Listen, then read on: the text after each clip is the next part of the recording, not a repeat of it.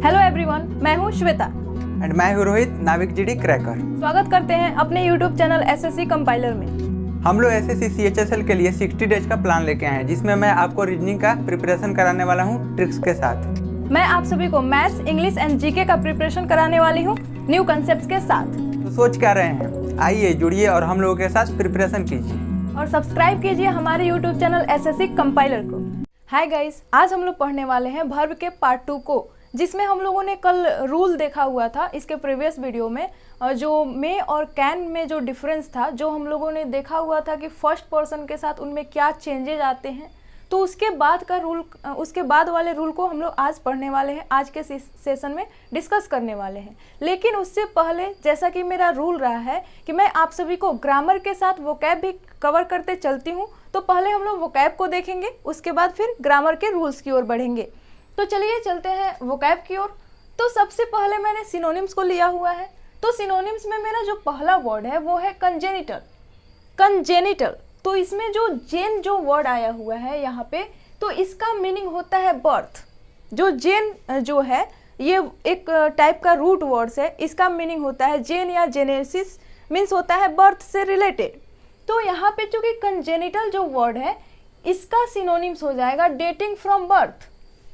तो आप सभी को यहाँ पे जैसा कि दिख रहा है कि जो यहाँ पे बर्थ आया हुआ है, यानी जिस भी वर्ड में आपको जेन दिखे उसका मीनिंग क्या हो जाता है, बर्थ से रिलेटेड। तो कंजेनिटल का सिनोनिम्स क्या हो जाएगा, डेटिंग फ्रॉम बर्थ। नेक्स्ट जो वर्ड है वो है फिलैंथ्रोपी।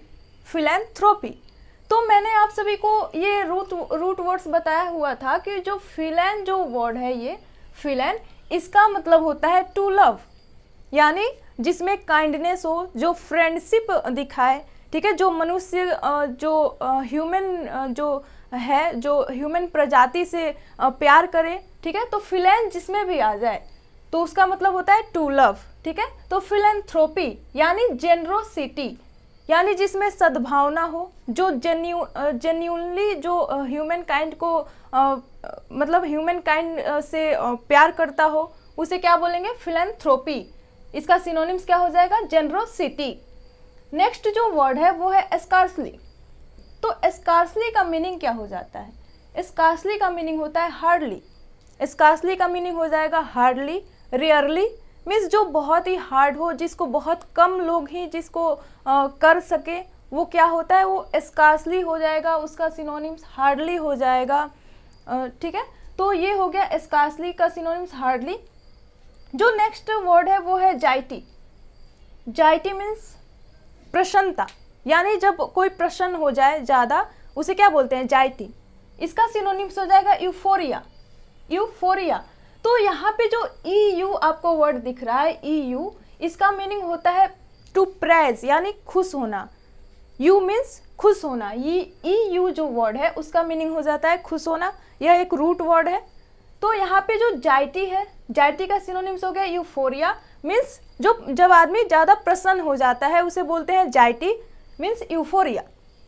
हम लोग चलते हैं अभी नेक्स्ट वर्ड की तरफ, जो कि है एब्सर्ड। एब्सर्ड का मीनिंग होता है बेतुका। एब्सर्ड मीन्स बेतुका, जो बहकी बहकी बातें करे, जिसकी बात किसी को समझ में ना आए, उसे बोलते हैं एब्सर्ड। एब्सर्ड मीन्स बेतुका, जो अच्छे से मतलब सोच समझ के जो कुछ ना बोले, तो उसका सिनोनिम्स क्या हो जाएगा, फुल्लिश। फुल्लिश यानी मूर्ख। एब्सर्ड मीन्स बेतुका, उसका सिनोनिम्स हो गया फुल्लिश, जो सोच समझकर बातों को ना बोले। तो ये थे हमारे सिनोनिम्स। अब हम लोग चलते हैं एंटोनिम्स की तरफ। जो मेरा पहला एंटोनिम है वो है लाइबर्टी। तो लाइबर्टी का जो एंटोनिम हो जाएगा वो हो जाएगा स्लेवरी। लाइबर्टी मीन्स होता है स्वतंत्रता, ठीक है, स्वतंत्रता, यानी जो स्वतंत्र हो। और स्लेवरी मीन्स गुलामी, जो गुलामी की जंजीरों में जकड़ा रहता है उसे क्या बोलते हैं, स्लेव, यानी जो दास होते हैं। पुराने ज़माने में ये प्रथा थी लोगों को दास बनाने की। तो यहाँ पे लाइबर्टी मीन्स स्वतंत्रता हो जाएगा और स्लेवरी मीन्स गुलामी। तो ये रहा मेरा पहला एंटोनिम। चलते हैं नेक्स्ट की ओर। जो नेक्स्ट वर्ड है वो है डिसऑर्डरली। तो डिसऑर्डरली मीन्स क्या हो जाता है, डिसऑर्डरली मीन्स जो नियमित न हो, जो कि ऑर्डर में एक ऑर्डर के थ्रू न चले, उसे बोलते हैं डिसऑर्डरली। तो इसका जो एंटोनिम्स हो जाएगा वो हो जाएगा ऑर्गेनाइज्ड। ऑर्गेनाइज्ड मीन्स जो एक लॉ के थ्रू चले, जो एक लॉ के अकॉर्डिंगली काम करे, उसे बोलते हैं ऑर्गेनाइज्ड। और डिसऑर्डरली मीन्स जिसका कोई ऑर्डर ना हो, जो अनऑर्डरली चलता रहे, जिसका कोई नियमित रेगुलरली कोई रूल ना हो, उसे क्या बोलते हैं? डिसऑर्डरली। और इसका एंटोनिम हो जाएगा ऑर्गेनाइज्ड। नेक्स्ट जो वर्ड है वो है मैमोथ। तो मैमोथ का मीनिंग क्या हो जाता है? मैमोथ मीन्स बहुत ही ह्यूज, बहुत विशाल, बहुत ही ज़्यादा मात्रा में जो कोई चीज़ होती है उसे क्या बोलते हैं? मैमोथ बोलते हैं। तो इसका एंटोनिम क्या हो जाएगा? स्मॉल, यानी बहुत छोटा। मैमोथ मीन्स बहुत ही ज़्यादा, बहुत ही ह्यूज, बहुत ही विशाल, लेकिन इसका एंटोनिम हो जाएगा स्मॉल, यानी छोटा। जो नेक्स्ट वर्ड है वो है इमर्ज। इमर्ज का मीनिंग हो जाता है प्रकट होना। किसी कोई चीज़ छुपा हुआ है जो अचानक प्रकट होता है, उसे क्या बोलते हैं? इमर्ज। इमर्ज यानी अचानक सामने आना, इमर्ज हो जाएगा। तो उसका हम लोग एंटोनिम्स क्या कंसीडर करते हैं? जो एंटोनिम हो जाता है वो होता है डिसअपियर। डिसअपियर यानी छुप जाना, जो उभरा हुआ ना हो, जो प्रकट ना हो, जो हमारे आंखों से ओझल हो, ठीक है, तो उसे क्या बोलेंगे? डिसअपियर। तो इमर्ज का एंटोनिम क्या हो गया? डिसअपियर। नेक्स्ट जो वर्ड है वो है पेरिलस। तो ये पेरिलस जो होता है इसका सिनोनिम्स हो जाता है हजार्डस। हजार्डस मीन्स, पेरिलस का सिनोनिम्स हजार्डस। हजार्डस मीन्स बहुत ही कठिन, मीन्स दुखदाई टाइप का, ठीक है, मीन्स असुरक्षित। पेरिलस का हो जाता है असुरक्षित, हजार्डस, पेरिलस, ये सारे सिनोनिम्स है। इसका एंटोनिम्स हो जाएगा सेफ। सेफ मीन्स सुरक्षित, ठीक है। पेरिलस मीन्स जो असुरक्षित हो, इसका सिनोनिम्स हो जाएगा पेरिलस का हजार्डस, यानी जो असुरक्षित हो, ठीक है। और इसका एंटोनिम्स हो जाएगा सेफ, यानी सुरक्षित। तो ये एंटोनिम रहे। अब हम लोग चलते हैं वन वर्ड सब्स्टिट्यूशन की तरफ। One word substitution. तो सबसे पहला जो मेरा यहाँ पे मैंने लिया हुआ है, जो कि है मेरा वन वर्ड, सॉरी, ये मेरा है रूट वर्ड्स। रूट वर्ड्स, तो हम लोग रूट वर्ड्स डेली देखते हैं, जो कि हमारा किस में हेल्प करता है? वन वर्ड में हेल्प करेगा, सिनोनिम्स में हेल्प करेगा, एंटोनिम्स में हेल्प करेगा, ये बहुत सारे चीज़ों में हमारी हेल्प करता है। तो मैंने पहला जो लिया है रूट वर्ड वो है बार या बारो। तो बार या बारो का जो मीनिंग हो जाता है वो हो जाता है प्रेशर, प्रेशर या वेट। जैसे कि हम लोग बात करते हैं आइसो बार की, तो आइसो मीन्स क्या होता है? इक्वल, और बार मीन्स, यहाँ पे बार मीन्स आप सभी को पता चल गया कि वेट होता है। तो आइसो बार मीन्स जिसका वेट समान हो, यानी हम लोग फिजिक्स में पढ़ते हैं आइसोबारिक, आइसोथर्मल, ये सारी चीज़ें पढ़ते हैं हम लोग, ठीक है। तो यहाँ पे आइसो बार जो होता है उसका मीनिंग हो जाएगा वेट से रिलेटेड, यानी जिसका वेट समान हो। आइसो बारिक उसे बोलेंगे। यहाँ पे मैंने बारिक लिया हुआ है जो इसका वर्ड है, तो बारिक, यहाँ पे बार आ रहा है, बार का मीनिंग हो जाता है प्रेशर या वेट। तो बारिक का क्या हो जाएगा? पर्टेनिंग टू प्रेशर या पर्टेनिंग टू वेट, उसे हम लोग क्या बोलेंगे? बारिक। यानी जो प्रेशर को रिप्रेजेंट करे, जो वेट को रिप्रेजेंट करे, उसे क्या बोलते हैं? बारिक बोलते हैं। नेक्स्ट जो रूट वर्ड है वो है बेल या बेली। बेल या बेली। तो बेल या बेली जिस भी वर्ड में आ जाए उसका मीनिंग होता है वार। वार से संबंधित, युद्ध से संबंधित कोई बंदा है जो हमेशा युद्ध के लिए तत्पर रहता है, उसे क्या बोलते हैं? बेलिजरेंट। बेली मीन्स वॉर, वॉर से रिलेटेड। तो यहाँ पे बेलिजरेंट का मीनिंग क्या हो जाएगा? जो हमेशा युद्ध करने के लिए तत्पर रहे, अग्रसर रहे, एग्रेसिव, यानी जो एग्रेसिव हो, जो बहुत ही हमेशा लड़ाई के मूड में रहे, ठीक है। तो बेलिजरेंट, एग्रेसिव, ये सारे जो है सिनोनिम्स हैं। तो बेली जहाँ भी दिखे उसका मतलब हो जाता है वॉर से रिलेटेड।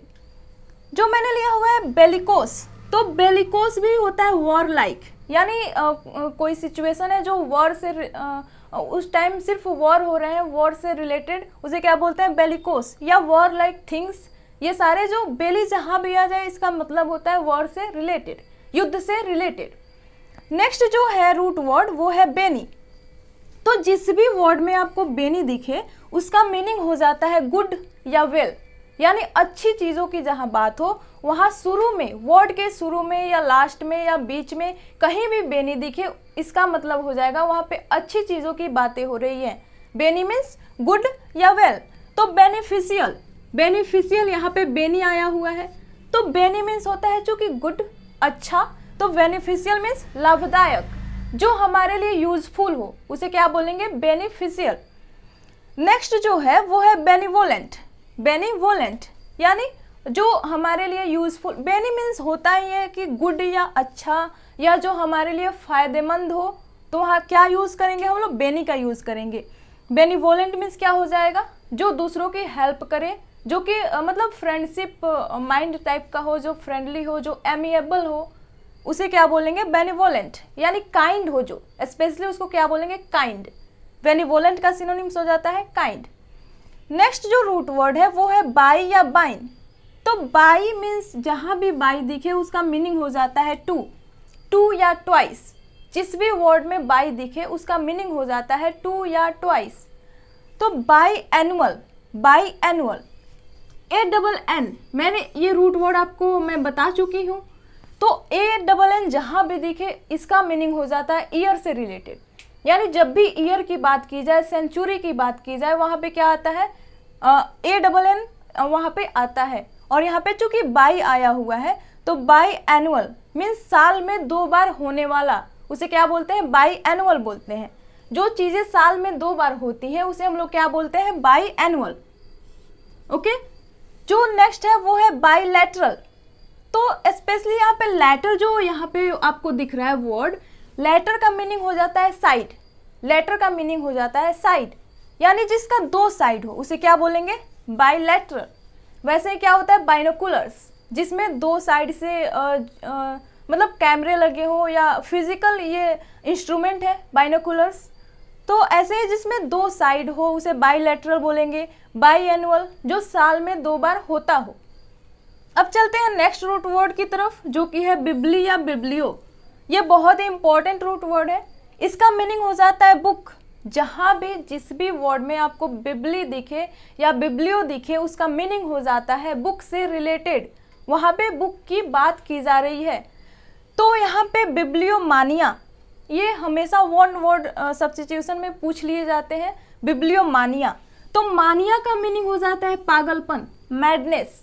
मानिया मीन्स पागलपन, बिब्लियो मीन्स बुक, यानी जो बुक के प्रति पागल हो, जिसे बुक से बहुत ज़्यादा यानी एक्सट्रीमली लव हो, उसको बहुत ज़्यादा वो बुक को प्यार करता हो, उसको, उस व्यक्ति को हम लोग क्या बोलेंगे कि उसको बिब्लियोमानिया हो गया है, यानी वो बुक के प्रति पागल है। ओके, जो नेक्स्ट है वो है बिब्लियोफाइल। बिब्लियोफाइल, तो फाइल मीन्स क्या होता है, to love. Phile means to love, यानी जो बुक को प्यार करे उसे क्या बोलेंगे, बिब्लियोफाइल। बिब्लियो मीन्स बुक और फाइल मीन्स टू लव। अब हम लोग चलेंगे इडियम्स एंड फ्रेजेस की तरफ। तो इडियम्स एंड फ्रेजेस में जो मेरा पहला फ्रेज है वो है टू बाइट द डस्ट।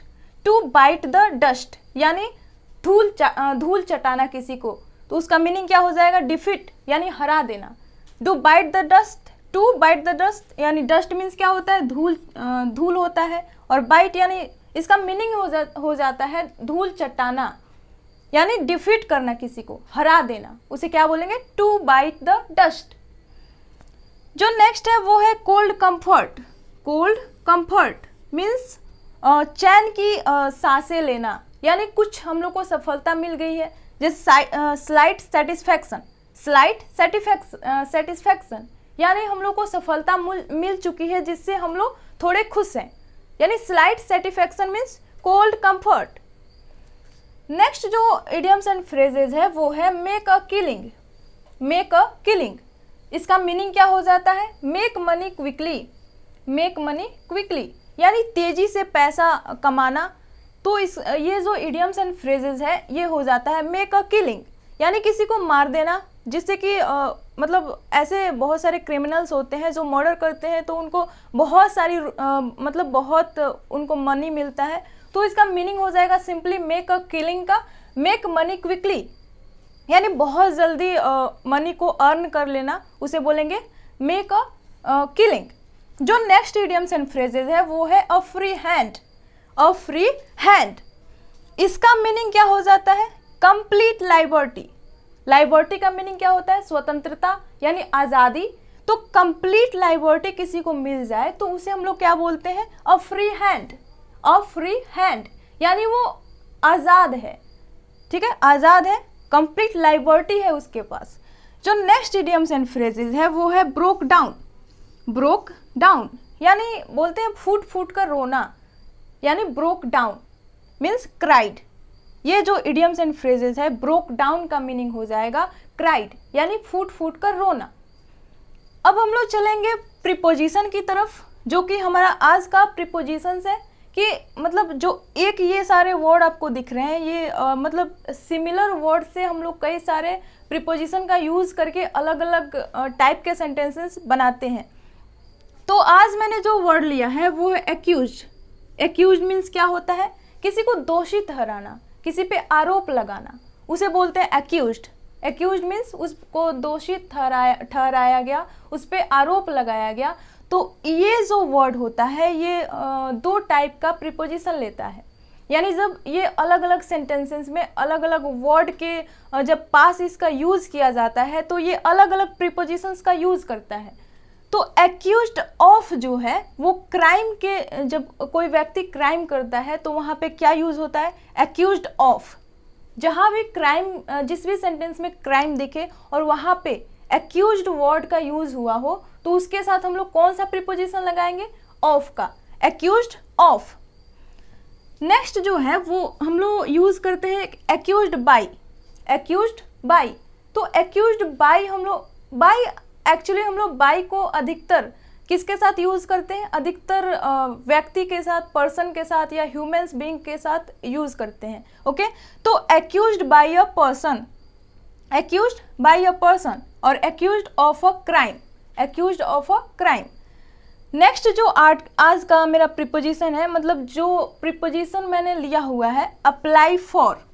तो अप्लाई मीन्स क्या होता है? जैसे कि हम लोग फॉर्म को अप्लाई करते हैं, ठीक है, तो अप्लाई फॉर अ थिंग, जहाँ भी किसी वस्तु, जैसे कि कोई नॉन लिविंग चीज़ों की बात हो रही है तो हम लोग क्या लगाएंगे? Apply for. जैसे कि apply for SSC CHSL examinations, ठीक है, तो अप्लाई फॉर वहाँ पे लगेगा, थिंग होगा जो नॉन लिविंग होगा उसके साथ। अप्लाई टू किसके साथ लगेगा? अप्लाई टू है जो वो पर्सन के साथ लगता है, apply to a person, apply to a person. तो ये रहे वोकैब। अब हम लोग चलते हैं ग्रामर की तरफ। ओके, तो चलिए देखते हैं रूल्स को। तो रूल्स में हम लोगों ने कल देख चुका है कि जो मे और कैन है उसका यूज़ जब हम लोग फर्स्ट पर्सन के साथ करते हैं परमिशन के लिए, तो कैन का यूज़ है वो ज़्यादा बेटर होता है मे के यूज़ से। तो अभी हम लोग देखेंगे कि सेकेंड पर्सन के साथ जो मे और कैन का यूज़ हो रहा है उसमें क्या डिफरेंस आ रहा है। तो जो मे है उसका यूज़ जब हम लोग सेकेंड पर्सन के साथ करते हैं तो यहाँ पे मैंने जैसे कि एग्जाम्पल दिया हुआ है, you may park your vehicle here, यानी तुम अपनी गाड़ी को यहाँ पे पार्क कर सकते हो। यहाँ पे परमिशन सिर्फ स्पीकर जो है वो परमिशन दे रहा है सब्जेक्ट को, यानी कर्ता को स्पीकर द्वारा परमिशन मिल रही है। लेकिन अगर हम लोग कैन की बात करें तो कैन का जब हम लोग सेकेंड पर्सन में यूज़ करते हैं तो इसका जो सेंटेंस है you can park your vehicle, यानी यहाँ पे जो सब्जेक्ट है उसकी ऑथोरिटी का पता चल रहा है कि उसके पास ऑथोरिटी है कि वो अपनी गाड़ी को पार्क कर सकता है बिना किसी से परमिशन लिए हुए। तो ये हो गया मे और कैन में जो सेकेंड पर्सन में जो डिफरेंस है, इसमें यहाँ से हम लोग इसको रिलेट कर सकते हैं। अब हम लोग थर्ड पर्सन के साथ मे एंड कैन का यूज़ देख लेते हैं। तो थर्ड पर्सन के साथ जो मे एंड कैन का यूज़ है, यहाँ पे जो स्पीकर होता है वो हमें परमिशन देता है, यानी थर्ड पर्सन में जब हम लोग मे और कैन का यूज़ करते हैं तो यहाँ पे क्या होता है? स्पीकर को परमिशन दिया जाता है, यहाँ पे परमिशन की बात आती है। तो जैसे कि मैं एग्जांपल की बात करूं, you can take my umbrella, you can take my umbrella. तो यहाँ पे जो सेंटेंस है you can take my umbrella, इसका हम लोग यूज़ मे के साथ भी कर सकते हैं। यहाँ पे अगर हम लोग मे लगा दें, you may take my umbrella, तो यहाँ पे कोई चेंजिंग नहीं आती। यहाँ पे दोनों का यूज़ परमिशन के लिए हम लोग कर सकते हैं थर्ड पर्सन के साथ। अब देख लेते हैं कि मे नॉट और कैन नॉट के बीच क्या डिफरेंस है। यहाँ पे डिफरेंस कहाँ हो रहा है मे नॉट और कैन नॉट के बीच। तो जो मे नॉट यहाँ पे है, मे नॉट का यूज हम लोग किसके लिए करते हैं? इसका यूज होता है इम्प्रोबेबिलिटी। इम्प्रोबेबिलिटी, यानी संभावना है भी और नहीं भी। इम्प्रोबेबिलिटी, तो प्रोबेबिलिटी चूंकि हम लोग पढ़ते हैं तो उसमें दो चीज़ों की बात की जाती है हमेशा, कि है भी या नहीं भी, यानी इम्प्रोबेबिलिटी में संभावना है भी या नहीं भी। और इसकी जो बात होती है कैन नॉट की, इसकी बात हो जाती है इम्पॉसिबिलिटी के लिए, यानी यहाँ पे संभावना नहीं है, ये असंभव है, इसको करना असंभव है। जैसे मैं एग्जाम्पल अगर दूं, दिस न्यूज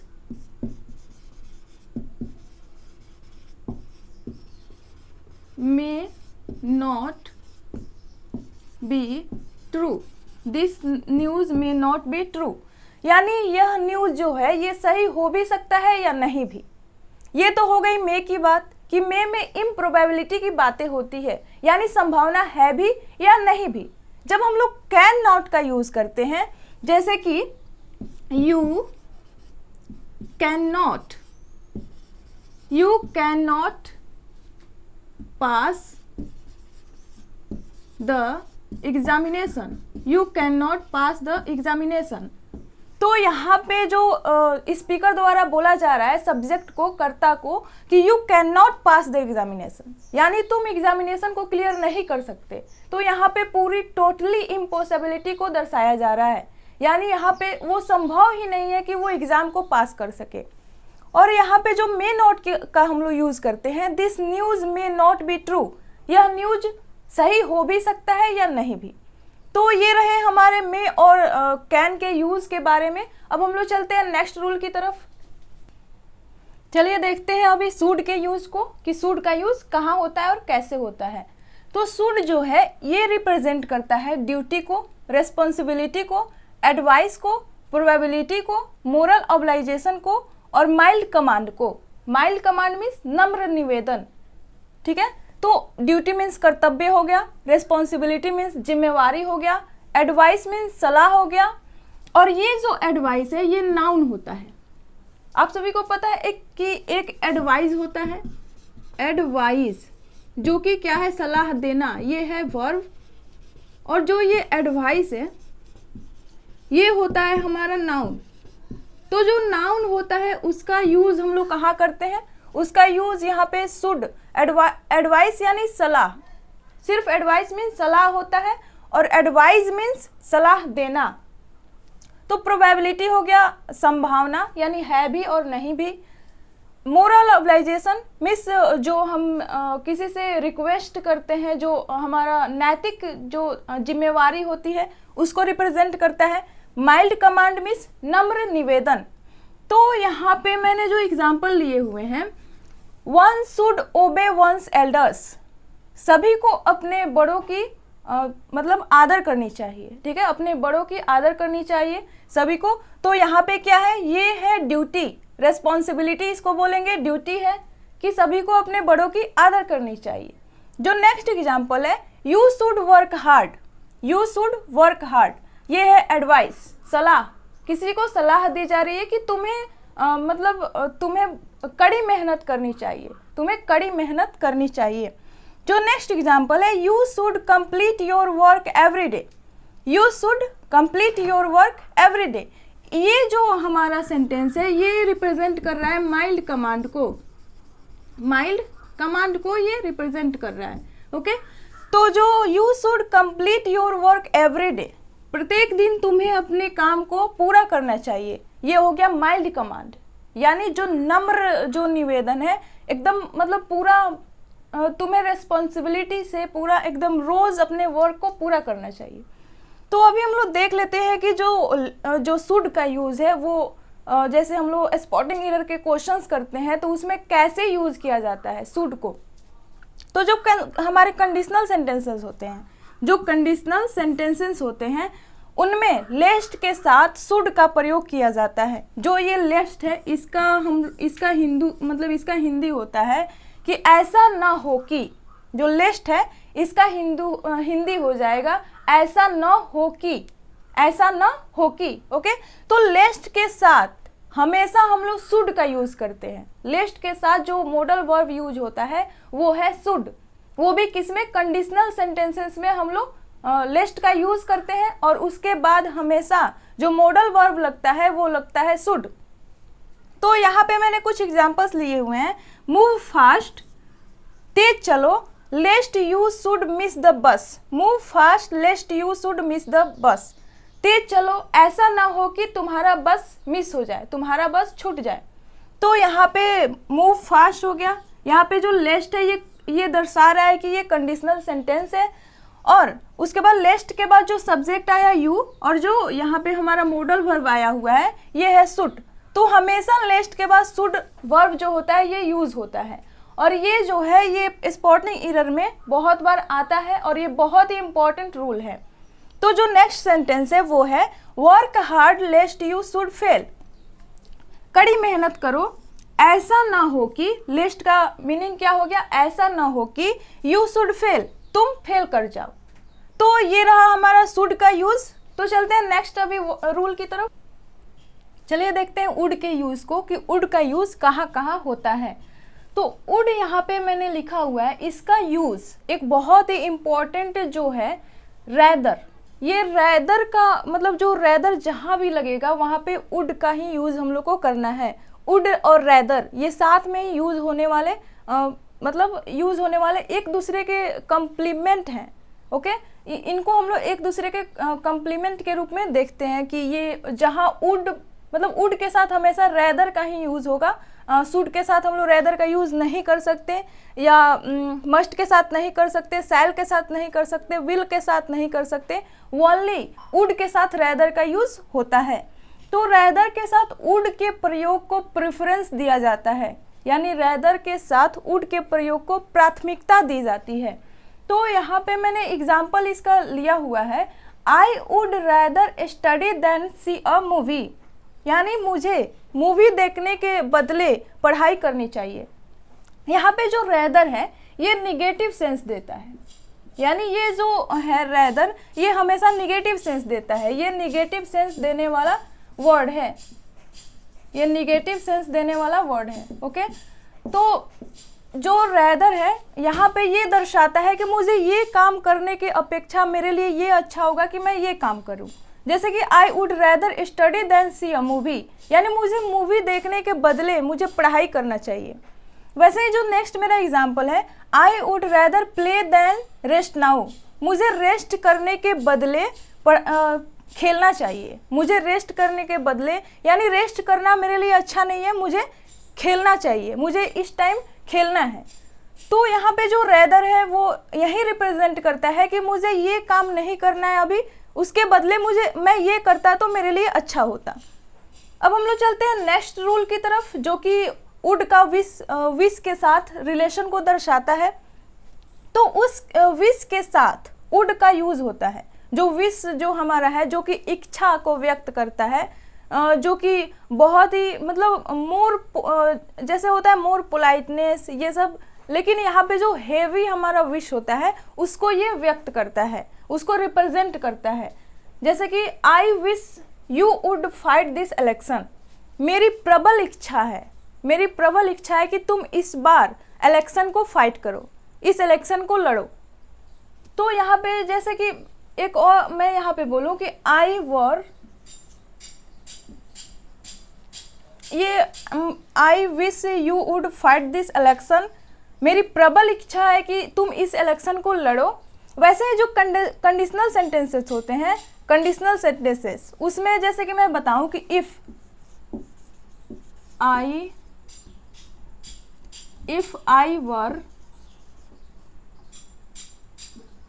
द किंग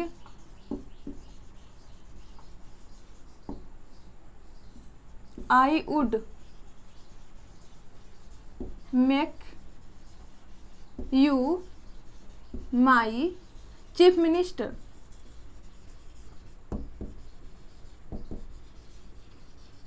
यदि मैं राजा होता तो मैं तुम्हें अपना मुख्यमंत्री नियुक्त करता। तो यहाँ पे जो कंडीशनल सेंटेंसेस है जिसमें इफ का यूज होता है, यदि मैं राजा होता, if I were the king I would make you my chief minister, मैं तुम्हें अपना मुख्यमंत्री बनाता। वैसे ही कंडीशनल सेंटेंसेस अगर आ जाएं तो उसमें हमेशा हम लोग वुड का यूज करते हैं, हमेशा वुड का यूज़ किया जाता है कंडीशनल सेंटेंसेस में। तो यहाँ पे मैंने और भी लिखा हुआ है, जैसे कि अनरियल, जो अनरियल जो परिस्थितियाँ आती हैं, अनरियल सर्कमटेंसेस की अगर हम लोग बात करें तो उसमें भी हम लोग वुड का यूज़ करते हैं। जहाँ भी अनरियल आपको कहीं भी कंडीशन दिखे वहाँ वुड का यूज़ किया जाता है। तो जैसे कि यहाँ पे मैंने एग्जांपल लिया हुआ है, I had, if I had wings I would fly to Europe. If यानी यदि, ये भी कंडीशनल सेंटेंस है। तो इफ़ आई हैड विंग्स, यदि मेरे पास पंख होता, I would fly to Europe, मैं यूरोप को जाता। यदि मेरे पास पंख होता तो मैं यूरोप को जाता। तो ये भी कंडीशनल सेंटेंस है और इसके साथ हमेशा वुड लगेगा। जहाँ भी कंडीशनल सेंटेंसेस आए वहाँ वुड का यूज़ हम लोग करेंगे। तो ये रहा वुड में जो क्या क्या इसमें सिमिलरिटी है, क्या डिफरेंस है, कैसे इसका यूज़ किया जाता है, हम लोगों ने अभी सीखा। अब हम लोग चलते हैं मस्ट की ओर। तो मस्ट जो है इसका यूज़ हम लोग कमांड के लिए, कंपल्सन के लिए, ऑर्डर के लिए, इन सभी जो ये सभी जो हमारी परिस्थितियाँ होती है इसके लिए हम लोग मस्ट का यूज़ करते हैं।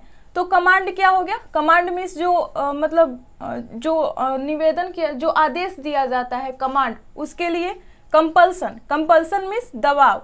जो यहाँ पे पल्सन, यहाँ पे जैसे कि आप लोग याद कर सकते हैं कि जो पल्स यानी क्या होता है, दबाव होता है। तो यहाँ पे पल्स से कंपल्सन, तो कंपल्सन मीन्स दबाव। ऑर्डर मीन्स जो आदेश होता है उसको व्यक्त करता है। तो एग्जाम्पल के लिए यहाँ पे you must do as you are told, you must do as you are told, तुम्हें वैसा ही करना चाहिए जैसा कि कहा जाए। यहाँ पे क्या ये व्यक्त कर रहा है? यहाँ पे निर्देश को व्यक्त कर रहा है, या कंपल्सन हम लोग बोल सकते हैं कि उस पर दबाव दिया जा रहा है कि तुम्हें जैसा बोला जा रहा है वैसा ही तुम्हें करना है, उससे डिफरेंस कुछ नहीं करना है। जो नेक्स्ट जो सेंटेंस है, सोल्जर्स मस्ट ओबे orders without any question, soldiers must ओबे ऑर्डर्स विदाउट एनी क्वेश्चन, यानी सैनिकों को बिना किसी क्वेश्चन के सभी निर्देशों का पालन करना चाहिए। ये क्या हो गया? ये कमांड हो गया, निर्देश हो गया, ये ऑर्डर हो गया, या कंपल्सन हो गया। तो जो ये सारे जो वर्ड हैं, ये सारी जो चीज़ें हैं, मस्ट में ये सभी यूज़ किए जाते हैं। नेक्स्ट जो मेरा एग्जाम्पल है, students must not resort to copying, students must not resort to copying. यहाँ पे निषेध यानी प्रोहिबिशन, निषेध यानी प्रोहिबिशन, ये भी मस्ट में यूज़ होता है, इसको भी मस्ट में हम लोग यूज़ करते हैं। तो students must not resort to copying, यानी बच्चों को, छात्रों को कॉपिंग यानी चीटिंग नहीं करनी चाहिए, उन्हें ये निषेध है उनके लिए ये बहुत ही मतलब एक होता है क्राइम टाइप का, उसको बोला जाएगा पनिशेबल क्राइम जिसको हम लोग बोलते हैं। तो अभी हम लोग नेक्स्ट देख लेते हैं, I must live now otherwise I may miss the train. ये क्या हो गया? ये अर्जेंसी को व्यक्त करता है, यानी कोई चीज़ अर्जेंट है जो मेरे लिए बहुत ही ज़रूरी वर्क है। तो ये मस्ट जो है ये अर्जेंसी को व्यक्त करता है, प्रोहिबिशन या निषेध को व्यक्त करता है, कमांड को व्यक्त करता है, कंपल्सन को व्यक्त करता है, ऑर्डर को व्यक्त करता है। ये सारे जो वर्ड्स हैं ये सारे मस्ट में यूज़ किए जाते हैं। तो आई मस्ट लिव नाउ, मुझे अभी जाना होगा, अदरवाइज नहीं तो आई मे मिस द ट्रेन, मैं ट्रेन को मिस कर दूंगा, मेरी ट्रेन छूट जाएगी। अब जो नेक्स्ट जो स्टेप है जो कि मस्ट के बारे में है, ये बहुत ही इम्पॉर्टेंट है। कोई भी प्रश्न मस्ट से तभी शुरू किया जाता है जब आंसर अफर्मेटिव में हो। हम लोग मस्ट से तभी किसी क्वेश्चन का शुरुआत करते हैं जब उसका आंसर अफर्मेटिव में हो, यानी उसमें निगेटिव नहीं हो। लेकिन यदि आंसर निगेटिव में हो तो निडंट का प्रयोग करना चाहिए। जब हम लोग को आंसर निगेटिव में देना हो तो हम लोग को मस्ट नॉट का यूज़ नहीं करना है, निडंट का यूज़ करना है, नीड नॉट का यूज़ करना है, लेकिन मस्ट नॉट का यूज़ कभी नहीं करना है। ओके, तो यहाँ पे मैंने जो एग्जाम्पल लिया है, must I attend the meeting, यहाँ पे जो ये अफर्मेट जो हमारा सेंटेंस है ये क्वेश्चनेबल सेंटेंस है, ये इंट्रोगेटिव सेंटेंस है। Must I attend the meeting, must I attend the meeting, यानी क्या मुझे मीटिंग अटेंड करना ही है, मेरे लिए ज़रूरी है। तो यहाँ पे लिखा हो यस यू मस्ट, हाँ तुम्हारे लिए ये जरूरी है। लेकिन यदि इसी को हम लोग निगेटिव में बोले कि नहीं ये तुम्हारे लिए जरूरी नहीं है, तो क्या बोलेंगे? नो यू नीडंट, नहीं ये तुम्हारे लिए जरूरी नहीं है। जब भी मस्ट से कोई इंट्रोगेटिव सेंटेंस स्टार्ट हो, जब उसका आंसर अफर्मेटिव में देना हो तो हम लोग देंगे यस यू मस्ट। लेकिन अगर निगेटिव में उसका आंसर देना हो तो हम लोग मस्ट नॉट का यूज नहीं करेंगे, हमेशा नीडंट का यूज करेंगे। नो यू नीडंट यानी नहीं तुम्हारे लिए जरूरी नहीं है। नीड मीन्स आवश्यक होना, जरूरी होना। नीड नॉट मीन्स वो तुम्हारे लिए जरूरी नहीं है, आवश्यक नहीं है। ओके तो यहाँ पे ये बहुत ही इंपॉर्टेंट रूल है और ये नीड में भी ये रूल यूज होता है। तो चलिए अभी देखते हैं नेक्स्ट रूल्स को। चलिए देखते हैं नेक्स्ट रूल को। तो हमारा जो नेक्स्ट रूल है वो सेमी मॉडल और मार्जिनल मॉडल पे है। ओके तो यहाँ पे जो सेमी मॉडल और मार्जिनल मॉडल होते हैं ये 4 टाइप के होते हैं, इनके 4 टाइप होते हैं। एक तो हो गया नीड, दूसरा यूज टू, तीसरा हो गया डेयर और चौथा हो गया ऑट टू। तो जो ऑट टू है वो शुड के अकॉर्डिंग उसका यूज़ हम लोग करते हैं। जैसे कि शुड का यूज़ होता है उसके एडवाइस के लिए, परमिशन के लिए, एक्सपेक्टेशन के लिए, ये सारे चीज़ों के लिए हम लोग, जैसे ड्यूटी के लिए, ये सारे चीज़ों के लिए किसका यूज़ करते हैं? शुड का यूज़ करते हैं। वैसे ही ऑट का भी यूज़ किया जाता है ड्यूटी के लिए, एक्सपेक्टेशन के लिए, ऑब्लिगेशन के लिए, माइल्ड कमांड के लिए, ये सारे चीज़ों के लिए हम लोग ऑट टू का यूज़ करते हैं। तो चलिए पहले बात कर लेते हैं नीड की। तो यहाँ पे नीड की अगर हम लोग बात करें तो नीड का मीनिंग हो जाता है ज़रूरत यानी आवश्यकता। अगर किसी चीज़ की आवश्यकता हो हमें तो हम लोग किसकी यूज़ करते हैं? नीड का यूज़ करते हैं। लेकिन इसका यूज़ मेन वर्ब के अकॉर्डिंग दूसरे तरीके से होता है और जो हमारा मॉडल है, जो मॉडल वर्ब, उसके अकॉर्डिंग इसका यूज़ दूसरे तरीके से हम लोग को करना होता है। तो सबसे पहले मैंने एक एग्जाम्पल के थ्रू इसके मीनिंग को समझाने की कोशिश की है। He need not have written such a detailed essay, यानी उसको कोई ज़रूरत नहीं है इतना बड़ा एसे लिखने की, क्योंकि एसे सिंपली क्या होता है, उसको हम लोग मतलब ऐसे होता है कि किसी चीज़ को हम लोग डिफाइन कर सके, किसी चीज़ को बता सके कि वो क्या है, कैसे है, उसकी खामियां क्या है, ये सारी चीज़ों को बताने के लिए हम लोग किसका यूज़ करते हैं? ऐसे का यूज़ करते हैं। ऐसे द्वारा उसको रिप्रेजेंट किया जाता है। लेकिन अगर उसको बहुत ही बड़ा बना दे, बहुत ही मैमोथ बना दे, ह्यूज बना दे, तो वो अच्छा नहीं दिखता, उसका उतना मतलब उतना यूज़ नहीं है वैसे ऐसे लिखने का। इसलिए he need not have written a such a detailed essay. Okay तो यहाँ पे मैंने जैसे कि आप सभी को बताया कि जो मतलब एज अ मॉडल के रूप में नीड का use interrogative and negative sentences में किया जाता है। इसका यूज़ हम लोग सिर्फ मॉडल के रूप में अगर हम लोग बात करें तो सिर्फ इसका यूज़ इंट्रोगेटिव और निगेटिव सेंटेंसेस में ही किया जाता है। और टेंस यानी वर्ब, अगर टेंसेस की बात हो तो उसमें हम लोग सेंटेंस में किसका यूज़ करते हैं? उसमें हम लोग अफर्मेटिव का यूज़ कर सकते हैं। तो यहाँ पे जो इसका एग्जाम्पल हो जाएगा, he did not talk to her, उससे बात करने की कोई ज़रूरत नहीं है, उससे बात करने की कोई ज़रूरत नहीं है। ये हो गया निगेटिव। अब interrogative, need he talk to her, क्या उसे ज़रूरत है कि वो उससे बात करे? तो ये हो गया निगेटिव और इंट्रोगेटिव। अगर मॉडल के रूप में इसका यूज़ करना हो नीड का, तो हम लोग इसका यूज़ अफर्मेटिव निगेटिव और इंट्रोगेटिव में करते हैं। ओके तो ये रही नीड की बात। अब हम लोग चलते हैं यूज टू की तरफ। तो यूज टू यानी जो हमारी आदत रहती है, यानी आदत जो डेली हैबिट होती है, उसके लिए यूज टू का यूज़ किया जाता है। वो चाहे पहले की आदत हो या वर्तमान में प्रेजेंट हो, लेकिन इसमें कुछ डिफरेंस हो जाता है। जैसे कि और ये बात मैं बता दूं कि जो यूज टू होता है उसका जो निगेटिव फॉर्म होता है वो हो जाता है यूज नॉट टू, यानी यूज्ड और टू के बीच क्या आ जाएगा? नॉट आ जाएगा। इसका निगेटिव फॉर्म हो जाता है यूज्ड, नॉट और टू। ऐसे ही ऑट टू जो है, ऑट टू का भी जो निगेटिव फॉर्म होता है वो हो जाता है ऑट नॉट टू। ठीक है तो चलिए इसको देख लेते हैं। इसका example, he use to drink daily, he use to drink daily, यानी वह प्रायः शराब पिया करता था। ओके लेकिन अब वह नहीं करता। नाउ ही डजंट, यानी अब वह नहीं करता। उसकी पीने की आदत थी लेकिन भूतकाल में, जैसे कि he used to drink daily, वह डेली पिया करता था लेकिन अब वह नहीं करता है। इस सेंटेंस का मीनिंग वही हो जाएगा। लेकिन अगर हम लोग अभी की बात करें, प्रेजेंट की बात करें, जो हमारी प्रेजेंट में हैबिट है, जैसे कि प्रेजेंट में अगर एक्यूस्टम्ड यानी अभ्यस्त, एक्यूस्टम्ड का मीनिंग हो जाता है अभ्यस्त, यानी उसकी आदत है। प्रेजेंट में अगर हम लोग आदत की बात करें, डेली हैबिट की बात करें, तो उसके लिए एग्जाम्पल हो जाएगा I am use to taking tea in the morning. I am use to taking tea in the morning, यानी मैं प्रायः सुबह में चाय लेता हूँ, यानी चाय लेने का मैं अभ्यस्त हूँ, मैं सुबह में डेली चाय लेने का अभ्यस्त हूँ। तो यहाँ पे जब प्रेजेंट हैबिट को रिप्रेजेंट करना हो तो हम लोग क्या लगाते हैं, हम लोग ऑक्सिलियरी वर्ब लगाते हैं, जो कि ऑक्सिलियरी वर्ब का हम लोग यूज करते हैं अगर हम लोग को यूज टू के द्वारा प्रेजेंट में हैबिट को रिप्रेजेंट करना है। लेकिन अगर पास्ट में बीती हुई बातों को हम लोग को रिप्रेजेंट करना है, जो कि हमारी आदत अब सुधर चुकी है, पहले जैसे थी वैसी नहीं है, उसको रिप्रेजेंट करने के लिए हम लोग किसका यूज करते हैं, यूज्ड टू का ही यूज करते हैं। He used to drink daily, यानी वह पहले हमेशा ड्रिंक करता था, हमेशा पीता था, लेकिन नाउ अभी वह नहीं करता है।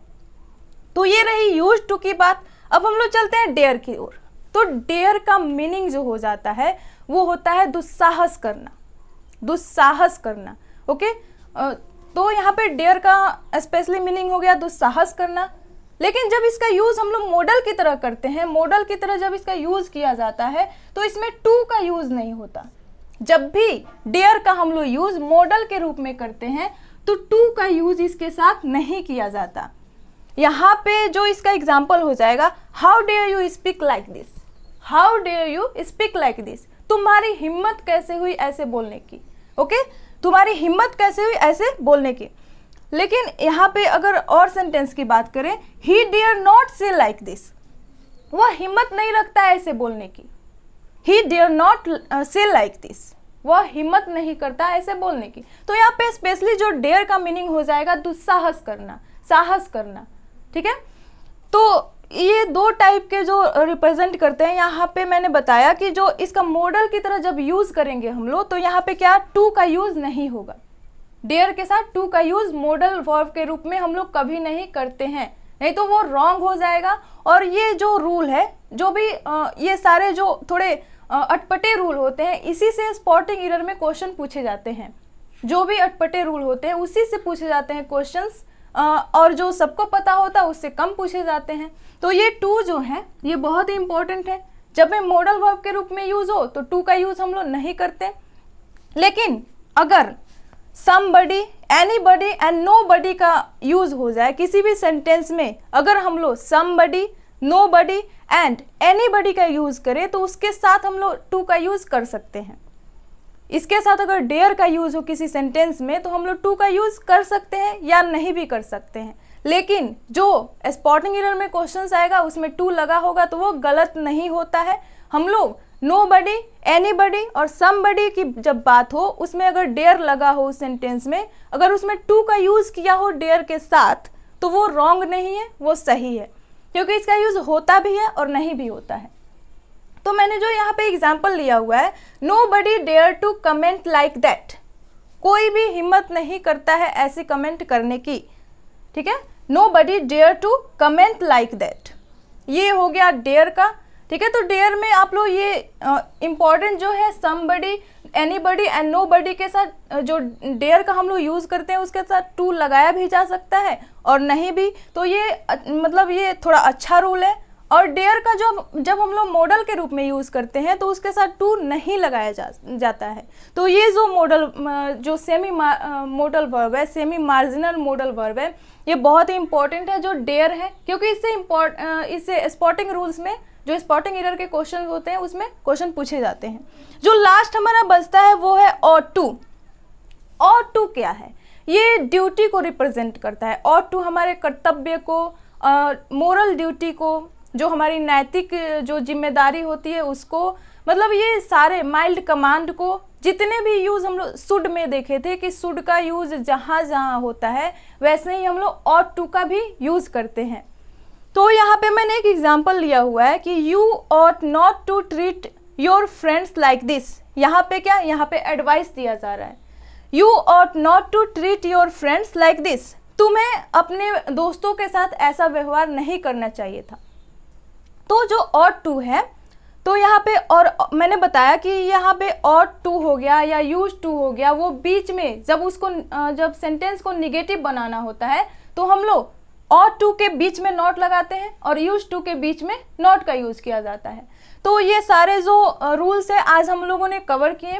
ओके, वर्ब के जो अगला क्लास होगा उसमें मैं आप सभी को जो कंफ्यूजिंग पेयर होते हैं जो वर्ब में और उनके फॉर्म, जो वर्ब्स के फॉर्म होते हैं उसके बारे में बताने वाली हूँ। उसके अगले क्लास में हम लोग इस पे स्पॉटिंग एरर के क्वेश्चंस करेंगे। ओके, तो आज के लिए इतना ही। अगर आपको वीडियो अच्छी लगी हो तो इसको शेयर करें एंड लाइक करना ना भूलें। ऐसे ही वीडियो पाने के लिए जुड़े रहें हमारे चैनल एसएससी कंपाइलर के साथ। तो मिलते हैं नेक्स्ट वीडियो में, तब तक के लिए bye bye and take care.